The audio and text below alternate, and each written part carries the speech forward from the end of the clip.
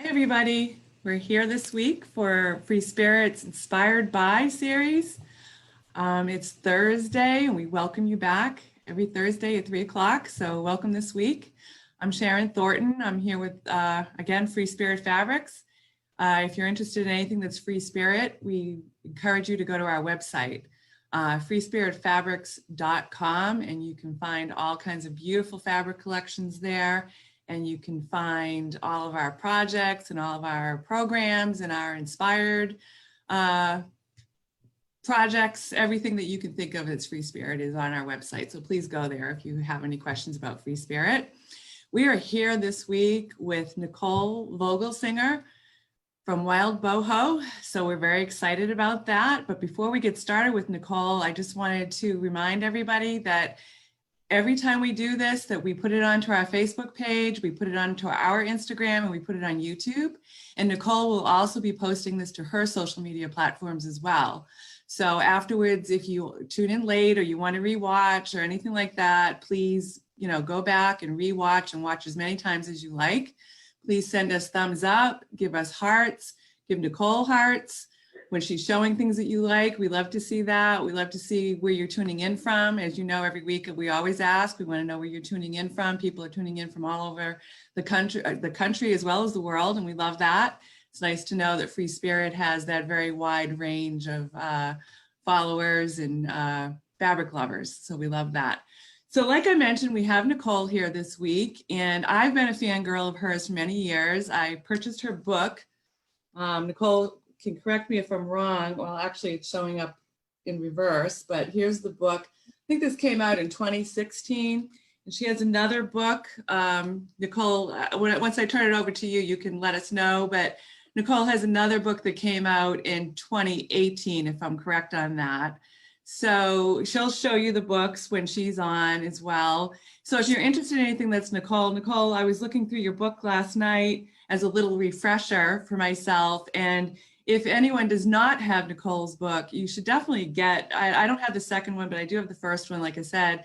Very, very well thought out. So very nice, Nichole. You can tell us all that's in it, but very, very nice. You cover, techniques, tools, threads, everything that anybody could ever want to think about and how to get started in one of your projects. So I just want to say the fabric behind me is from Val Wells. We showcased this collection last week. It's Enchanted, and this will be shipping to quilt stores in May of 2021. It's a beautiful collection. We talked about it last week with Val. If you missed that, go back and watch it. Leaving it here because it's so great, and a lot of the pieces we'll show you later will actually work really well with what Nichole shows us this week. So without further ado, I am going to turn my spotlight video over to Nichole. Hold on. There's Nichole. I think it's both of us right now. And I'm putting the spotlight video on Nichole. So Nichole, it should just be just you right now. So welcome. Thank you. We are psyched to have you this week. So please tell us about everything that you do and how you got started and inspired, and how Free Spirit, of course, inspired you, because that's what we love to hear. Okay. Well, thank you. And I wanted to say thank you, first of all, to you and to Free Spirit Fabrics, because it's enjoyable when I get to show things that I've made. I really enjoy showing people things, and I especially enjoy it when I see that other people are inspired to pick up a craft like embroidery and try it out for themselves. So thank you very much. And we're thrilled to have you here. Oh, thank you. So before I get any further, I will show you the two books, and it's showing backwards for me. I'm not sure if it's, this is my second book. It's the pattern collection, and I will be showing a few pieces from this book. And then this was the first one, Modern Projects from Traditional Stitches. So each one outlines about 20 embroidery stitches. The pattern collection has more patterns that you can create from fabrics. And yeah, I think they're both great. So yeah. But Nichole, I have a quick question for you. Since you just showed the books, where can, if anyone's interested in purchasing the books, do they go to your website for that, or where do they go? Well, I first always suggest to check if you have a local quilting shop. Definitely support your shops. Right now I don't have them in my shop, but you can get them on Amazon also. So they're online and easily able to get, but definitely support your quilt shops. Yes, definitely. So I guess I should start with how I got started. I've always had a love for collage. When I first started creating collage pieces, though, they weren't with fabric, they were with paper. And it was about 13 years ago, I opened an Etsy shop, and it was filled with jewelry that I made out of metal and collaged paper. So there was a little scrapbooking store near where my office job was, and I would leave work for the day and wander the store and just unwind and, you know, get inspired by all the really cool papers. And that was my first introduction to Tim Holtz. I love the steampunky feel of his designs. So fast forward 5 years and 2 kids later, and I was looking for ways to incorporate fabric without having to use a sewing machine, which I know to a fabric company, that sounds horrible, that I didn't want to use a sewing machine. No, it doesn't. It doesn't. But I wanted something portable. I had a baby and a toddler. I needed to be able to move around with things and just have something portable that I could use. So that's when I decided to get back to collage, only this time with fabric and embroidery and not paper. So I'm going to share a lot of things that I've made. And this is how I first got started. This is one of, not my very first hoop, but just the first ideas that I had. I started with a background fabric and just one element from another fabric. And these are both Anna Maria prints. Very simple. I'll put it closer, and I'm going to move my light, which is going to make me look weirder, but hopefully it'll look better on camera. So yeah, just really simple embroidery designs, not super detailed.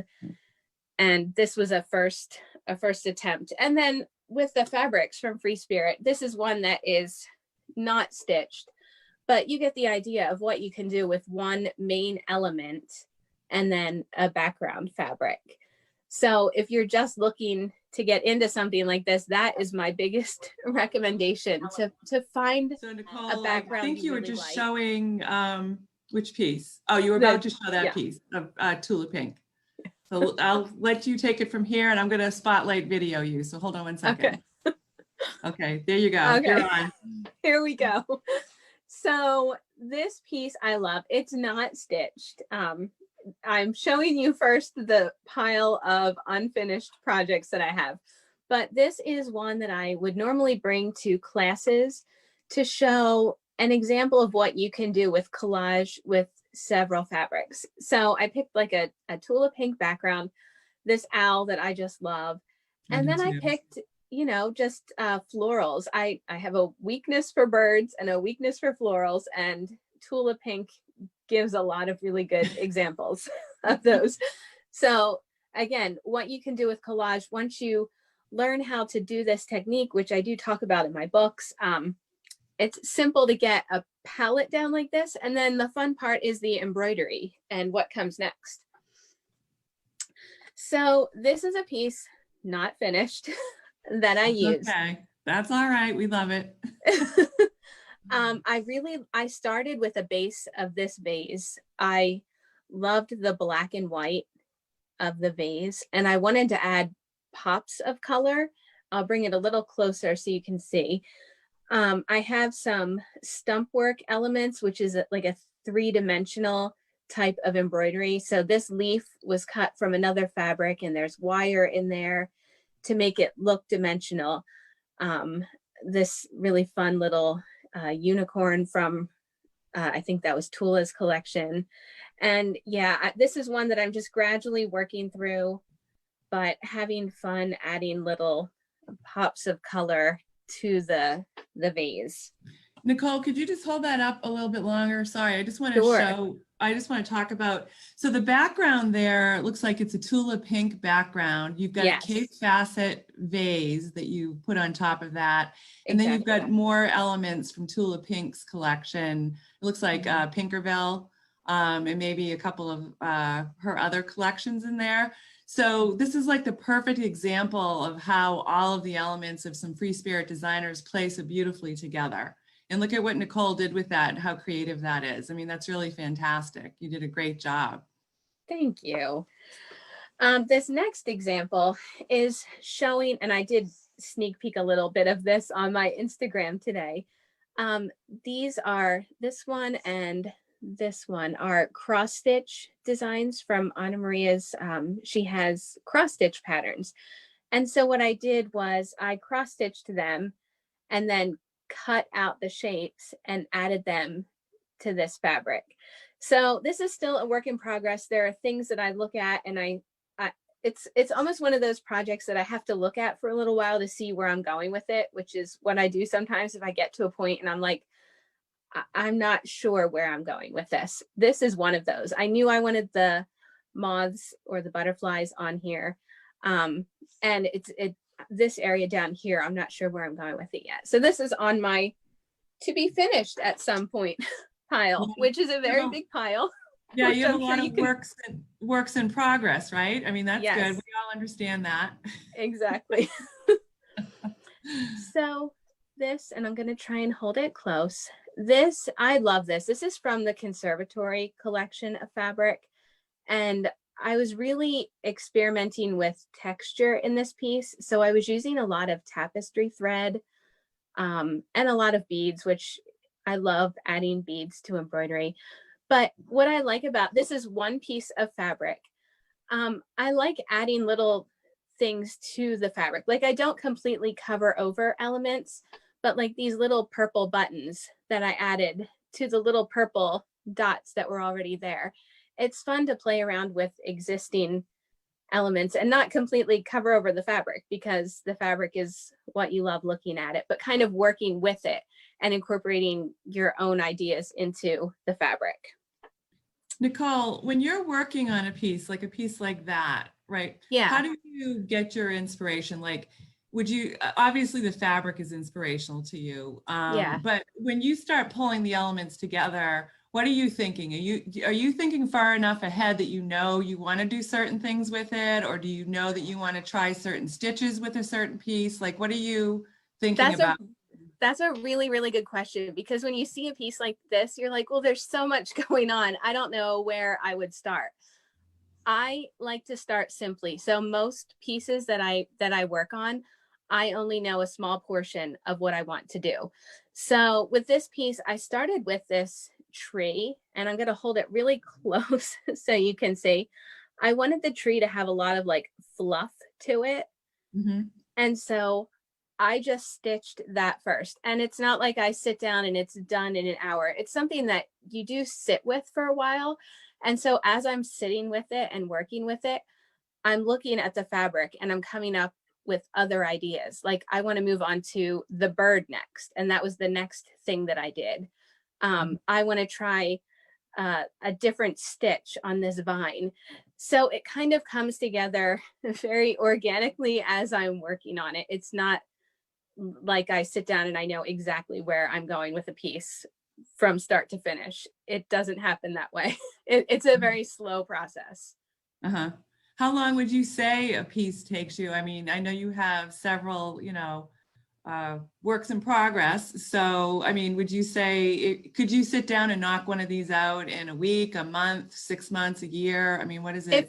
If I have a deadline, I can work so much faster than if I'm just working on it for the enjoyment of working on it. If I was working on a piece like this and start to finish knew I needed to get it done, I could finish it in a week. But I'm not close to finishing this one. And I've been working on it for over a year now, little bits and pieces. So it all depends on how detailed you get, how much you want to put into it. And if somebody's saying you need to get this done for something, I work much faster with a deadline. And when you work on your pieces, Nichole, are you working in a hoop from beginning? Like, is that the final hoop? Or do you have a different hoop and then you go to a hoop for? So yes, for this one, this will be the final hoop. It all depends on what I'm thinking of doing with it at the end. If I'm working on a section and I know I'm going to cut it out to add it to something else, I'll be using a smaller hoop so that I can work in a little section. Most of the projects that I do are in the hoop. There's a few things I'm going to show you that aren't hooped up. And I may or I may not put them in a hoop as I'm stitching. And I'll explain that more because that doesn't make sense now when I No, say it that. does. It does. Yeah, Okay. no, that's great. Some of our guests were asking if if you're working from the same hoop when you If do it. it's, I mean, if it's something that you're going to put on a garment, you're working in a hoop just to hold it in Right. place, For the process, right, exactly. Yeah. So this is, I call this one my travel hoop because I always worked on this when I would, take a trip in a plane. And now that I'm not traveling much and nobody's traveling much, this one has kind of taken a back seat. But there's a lot of detail in it. And it is because I would have several uninterrupted hours to just sit and work on something. One of my favorite bits that I don't know if you can see, these are all, Oh yeah, I see that. they're all raised. They're the woven picot stitch, and I've been using a variegated thread with that. So I still have a long way to go on that because the plan was to go all the way up to the top. Oh yeah, point that out again, Nichole, so people can see that spot. I'm going to try and hold it let's see. If I hold it, the lighting is not great. No, it's good. Yeah, the woven picot stitch, this one I was able to make it's a raised stitch, and so kind of lifts off of the fabric. A lot of these pieces too, you appreciate more of the details when you can actually see them in person. So you can see it on camera or you can see a picture of it, but when you actually see it in person, then you're like, wow, there is a lot of detail there. So yes, there is. So you have the stitch work on there as well as beads. I mean, do you try to incorporate all techniques into all pieces or not necessarily? It all depends on what I'm working on. If I have something that's a really busy background, I might not use beads. I might want to just focus on adding stitches that highlight it, because anything that I do, I'm picking fabrics that I love. And so I want the fabric to stay as the main, I want that not to be hidden away. Right. So it's whatever I can do to emphasize the fabric. Right. And you're just embellishing the design from the fabric. Exactly. Yeah. And this is kind of an example of that too. This is just one piece of fabric. I love this Anna Maria print. It's an older one, but I think this is one of my favorites. It's another in progress hoop. And this is one that if I have a stitch that I want to practice, this is kind of like my practice hoop. I recommend to my students that if you're learning embroidery, don't just use a plain fabric to practice your stitches. Pick a fabric that has a design so that you can practice, well, what does my back stitch look like on a design? Like just a simple stitch. And I do have another example of that, but it's really fun to practice stitches and create almost a sampler for yourself out of one piece of fabric, kind of like I've done here. That's really beautiful. I'd like to have a beautiful sampler like that. Yeah. And then when you're done, all the work you put into it, you can hang it up and you have art from your sampler. So right. That's awesome. So this is one, and I was actually working on this one today. Ooh. This is my last unfinished project to show you. And I'm going to zoom in on her hair because I love stitching hair and I love Tula Pink's faces, and there's just so much going on there. So this is, I can say it's a simple idea because it's just the background fabric and the element that I wanted to emphasize. It's a lot of fussy cutting, but it's a simple idea to just take two fabrics and go from there. So Nichole, on this one, I just want to let everyone know that this is Tula's collection that will be delivering to quilt stores in April of 2021. And this is called Curiouser and Curiouser from Tula Pink. And then you have a simpler background fabric. And then you said you fussy cut. So when you fussy cut out that head and that element from the other piece of fabric, do you use a stabilizer? Or are you using something that you iron? Yeah, so that you can those crisp. That's a really good idea. What I use is I use the Heat and Bond Light. It's in the darker purple packaging. And basically what you're creating when you use that is like a fabric sticker. So you have you iron it to the back side of your fabric, and then you do the fussy cutting, because it's a lot easier to fussy cut a piece of fabric that has a little weight to it than just a piece of fabric, which would be really difficult to fussy cut this as just a plain piece of fabric. So this works really good.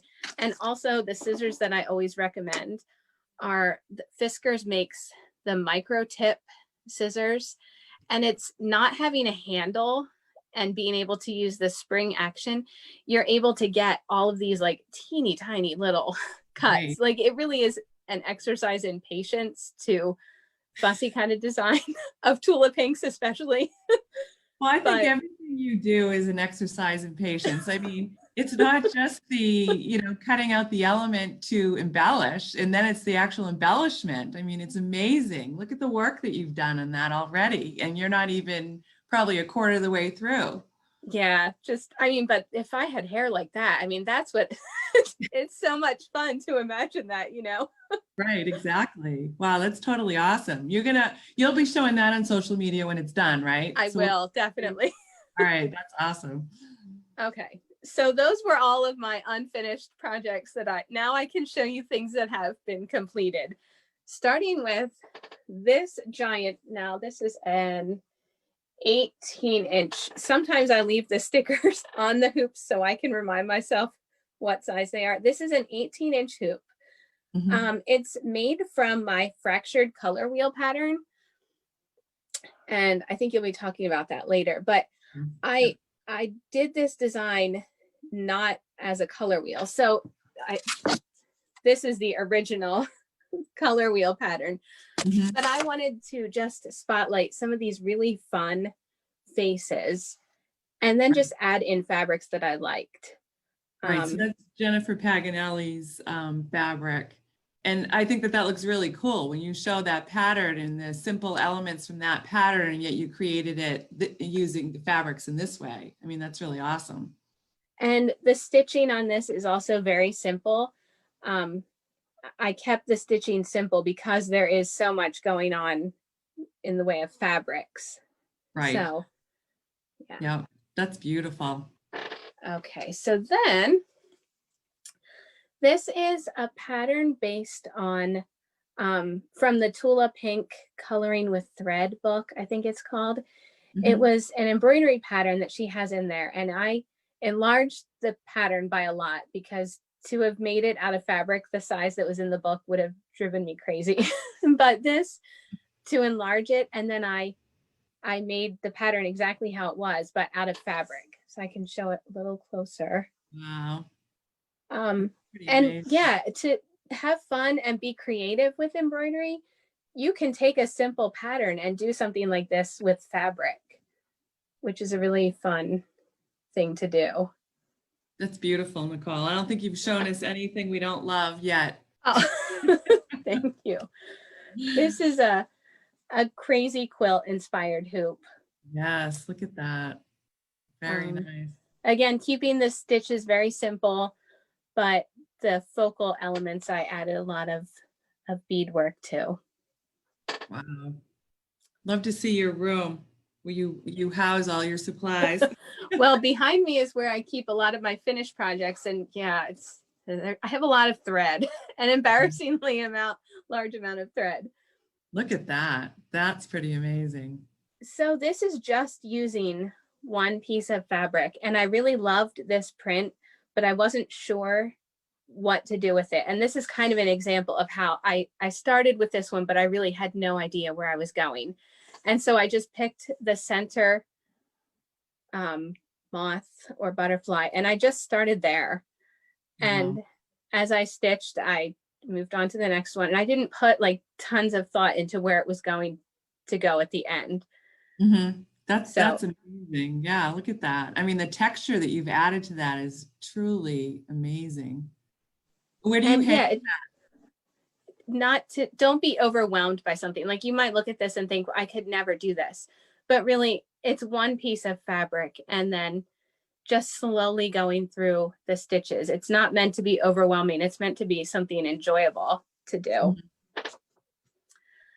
So this is one, and I have a tutorial for this up on my YouTube channel. This is a raw edge applique floral hoop.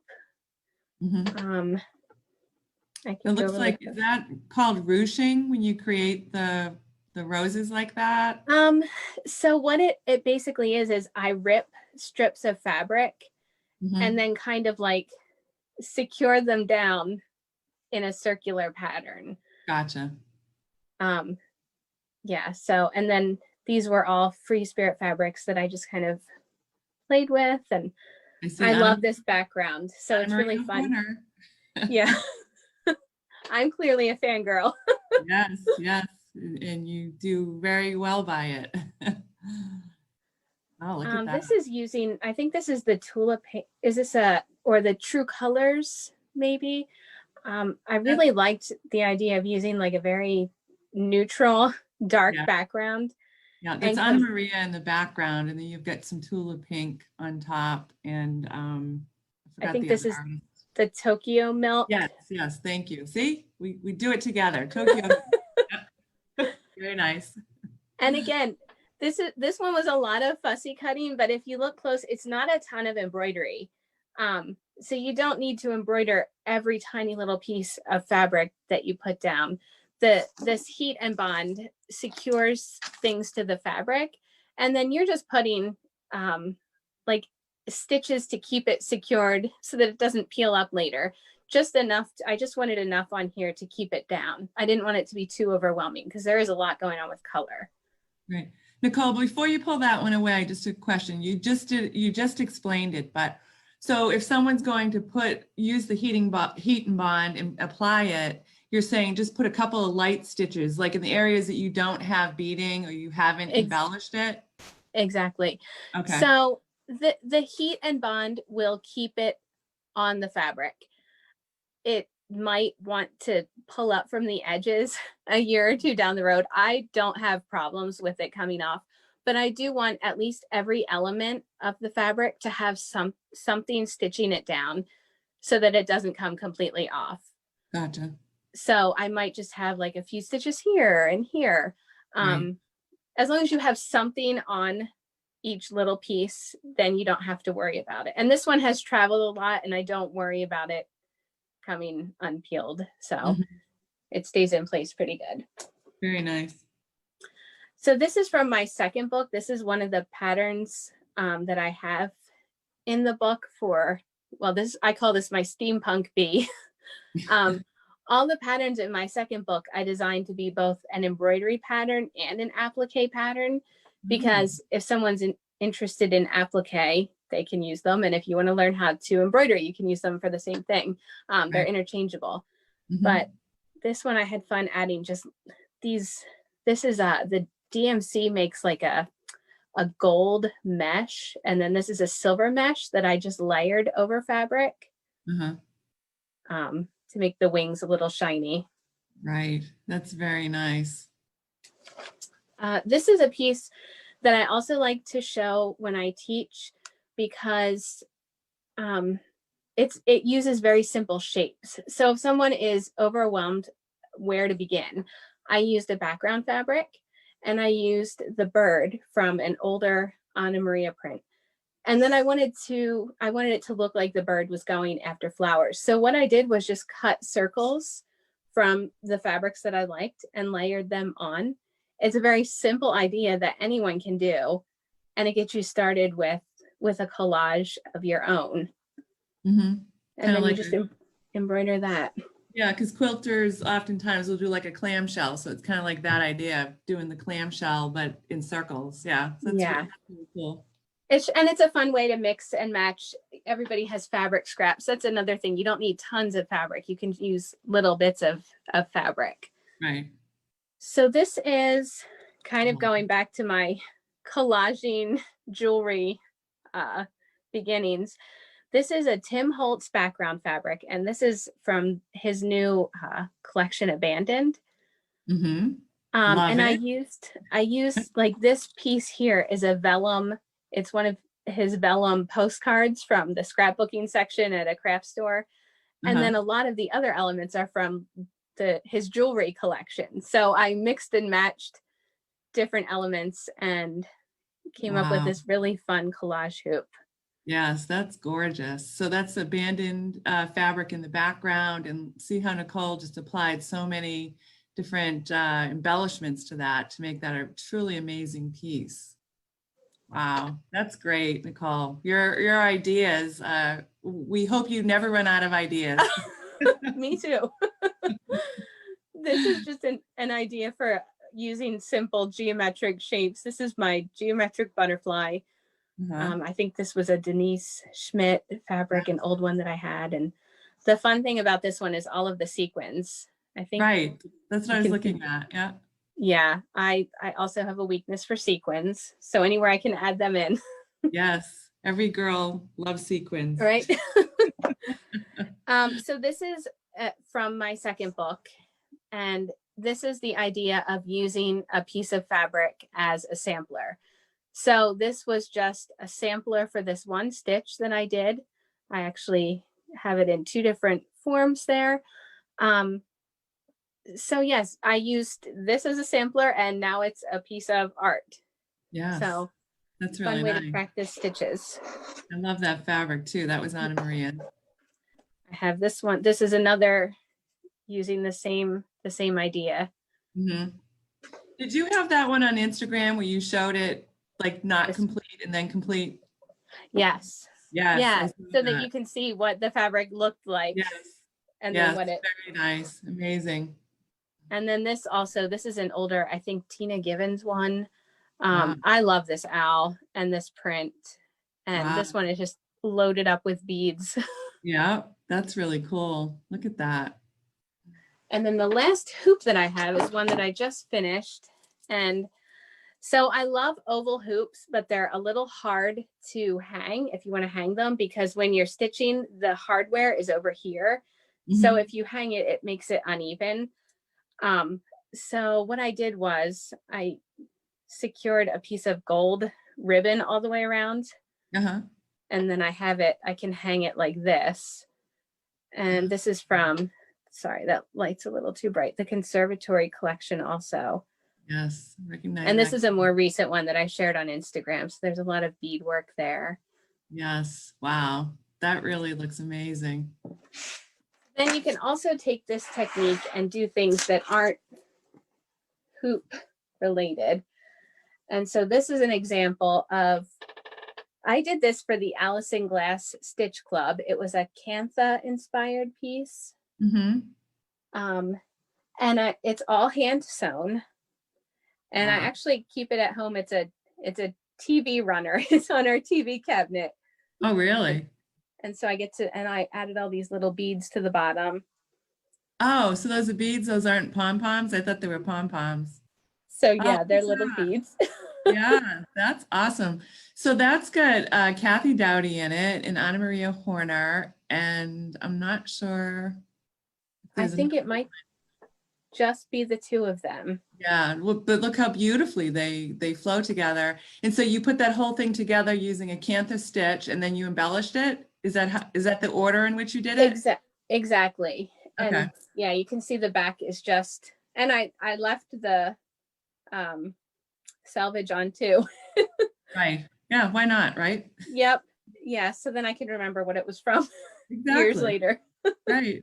That looks wonderful. That's beautiful. What a great idea.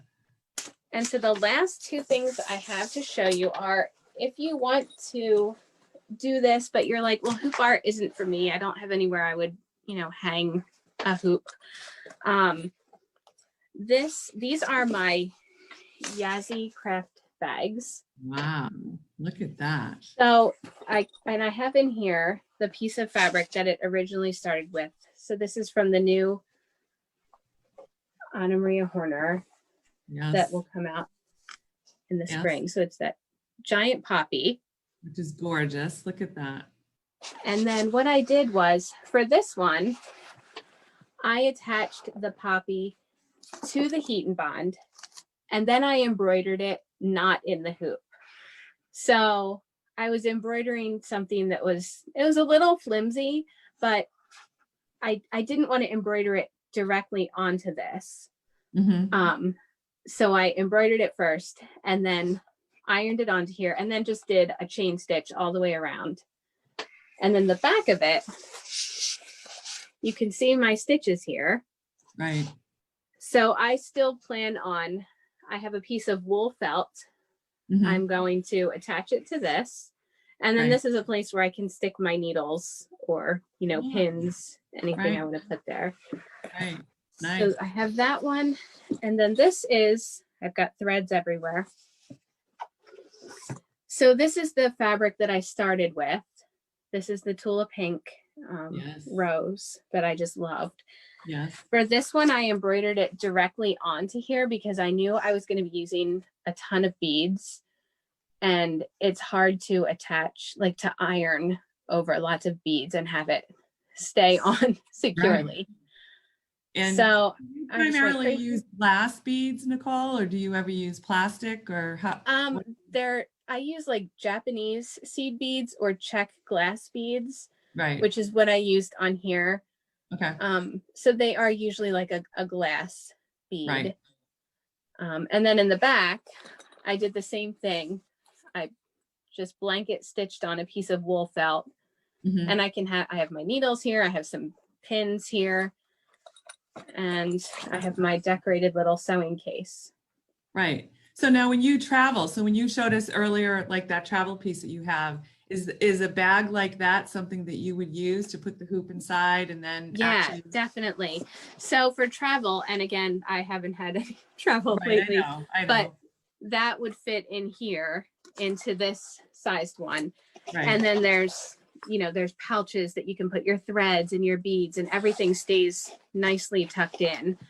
And then this one I like because I use this one at home when I might put all the beads for a project that I'm doing in here. And then if I'm sitting on the couch at night stitching, I carry this whole bag down and it sits on my lap and I have everything that I need. Right. So and then I still end up with beads everywhere, but at least they're in here.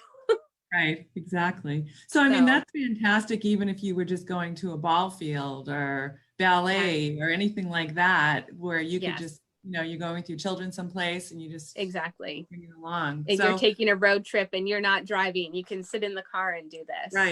Right. Yeah. That's awesome. So you try to seize every spare opportunity you can find to. I do. Yeah. It's hard for me to just sit and not. My hands need to be going. I'm sure most people watching this feel the same way. You just need to be making something. So yeah, I agree. I mean, because otherwise you feel like you're wasting time because you're not exactly. Creating, right? I know. Can't just relax. Right, exactly. Yeah. But I totally get it. So there have been a few questions, Nichole. I don't mean to interrupt you if you've got more. Yeah. No, that's good. Those were Okay, so a few of the questions were about the threads that you use and the needles that you use. So for threads, and if you need like lots of details, you can go to my website. I have like, I call it my mega thread roundup because I get asked about threads a lot. The threads that I do use a lot for embroidery, I use pearl cottons. One of my favorite brands are the Eleganza. It's by Wonderful Specialty Threads. And I like it because there's 3 different sizes. So the size 8 is the thinnest, and that's a really good just starter embroidery size. The size 5 is a little thicker, and then the size 3 is the thickest. And that's actually what I'm using on the Tula Pink hair, the Curiouser and Curiouser one. I'm using the size 3 because I really want it to stand out. Right. So I like those. And then for beading, I use a 12 weight. This is by Wonderful. It's called Fruity, and it comes in like a bunch of different colors. But I like this over using just a thinner sewing thread because it really secures the beads on. And if the color shows through, it still looks good. Like sometimes I do want my thread to show through when I'm stitching. So I like that these have really cool colors and match a lot of what I'm using. I also use tapestry thread a lot. So this is just DMC tapestry thread, which comes in tons of colors. And then for needles, just an assortment. Needles are very personal to you. Yeah. And so I always suggest to start with just an assorted needle pack, whatever brand you want to use. I really like this kind. It has like tons of different kinds of needles in it. One of my favorite needles, I always end up using milliner's needles just because they're longer. When I'm going through a lot of layers, I'm sometimes really pulling and they don't tend to break. So, Right. And then for scissors, just a simple pair of scissors. And then I do recommend these for fussy cutting because it really gets in to tiny Right. spaces. I like the tip that you gave, excuse me, that you gave us earlier about the scissors, because that way your hand doesn't get caught in the scissor when you're cutting like that. So I think that's a really good pointer.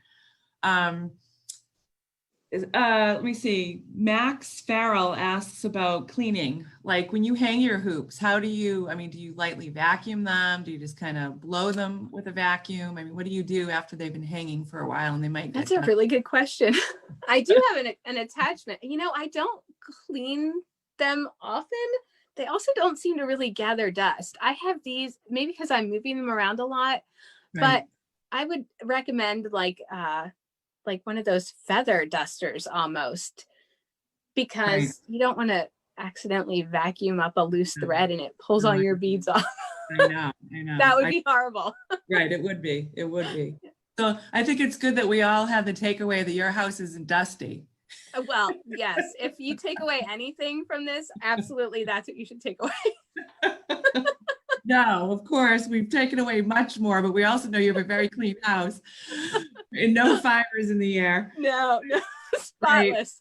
Right, exactly. So so Nichole, like I mentioned earlier, I mean, your boho embroidery book, the first one that you put out, like I said, there's a lot of information in there. So anyone that's watching today, I think it's really important, you know, if you're thinking of doing any of this type of work, Nichole really lays out in the book great information. A lot of the questions that I've already asked Nichole, like about the needles and about threads and about fabrics and about tools. Nichole, I think I saw on Instagram when I was stalking you as well, that you have what you call your third hand or third arm. Yes. What is that? It's like something that holds a hoop? Yes. Now hang on a second. I've got to move.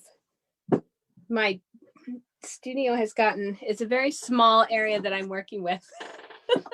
So this is, the company Nerge makes this. And I really like this because when I am, let's see, I'll just show you how it works with a hoop that's already been done. So sometimes when I'm working on certain stitches, or if I'm using a lot of beads, it can get heavy. And so it's helpful, especially if I'm sitting at my desk. All you do is stick the hoop in here. Right. And then it supports it.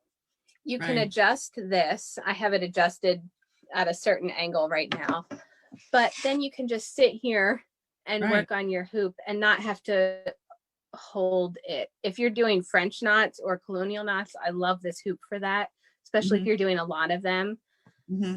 Yeah, so I definitely recommend this. I think it's a company from Germany, and it really is beautiful. And they also make hoops that are really nice too.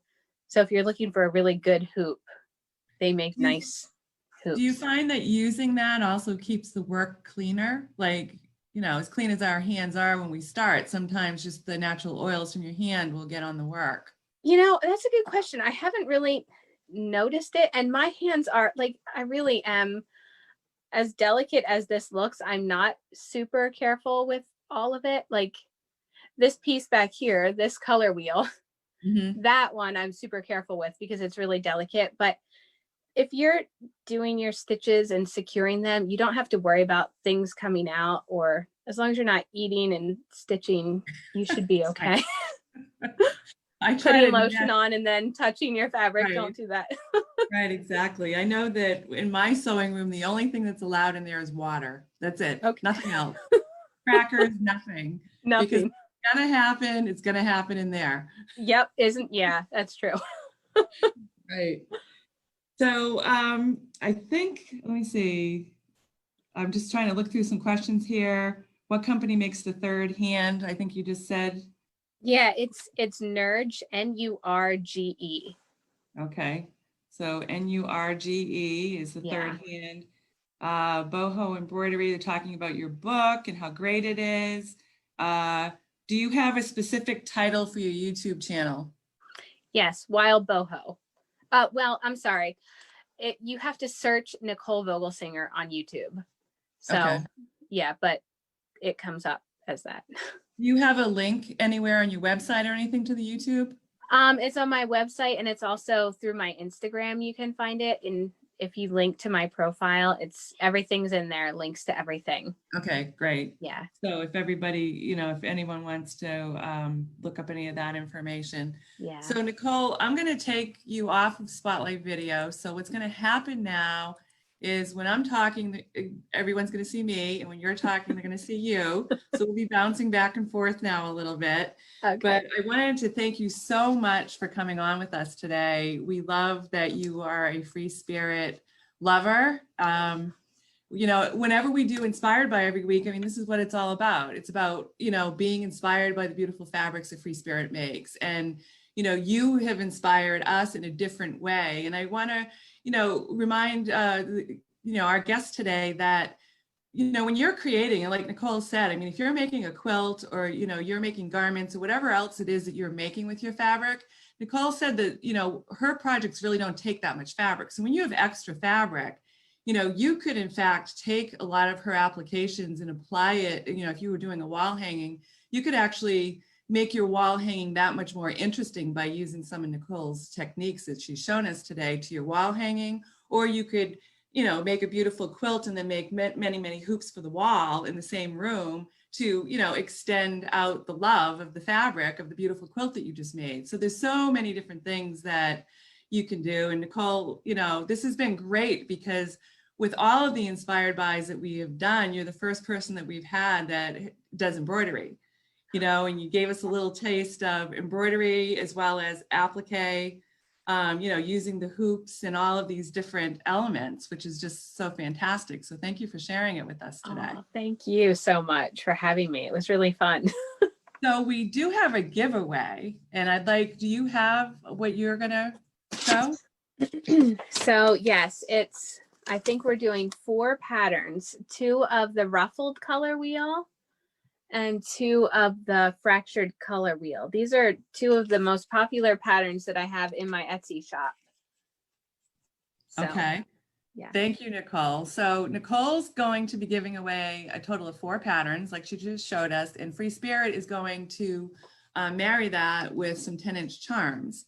Assorted. I'm not sure exactly what, but it'll definitely be something that's applicable that you could use in a hoop or in any way that you'd like to try Nichole's methods that we learned today. And I, again, just want, I've got this book that I'm showing. Can everybody see it? I would definitely recommend you get it. A lot of great information in there. And the question for the giveaway, can't forget that part. We've got 4 giveaways, but what is the question? So the question is, which of Nichole's patterns have inspired you today? And which Free Spirit fabrics are you going to use to create that inspiration with? So there's really no wrong answer. And Sarah will pick 4 lucky winners for this week. And just wanted to say thank you again to you, Nichole, for joining us this week. And thank you to everyone that tunes in every week. I apologize. We're so glad that you join us. It's great. And we love that you love Free Spirit. Go to freespiritfabrics.com for any questions on anything that's Free Spirit, any of our collections, any of our designers. And for Nichole, we go to wildboho.com. Are there any other platforms, Nichole, that you'd like to share? I'm most active on Instagram and Facebook. So yeah, and you can find me there both at Wildboho. Great. Yeah. Well, this has been a lot of fun. So thank you so much. Oh, thank you so much. And hopefully we will keep a close eye on your Instagram and your social media platforms to see how you finish up all these projects you showed us. Thank you. No pressure at all.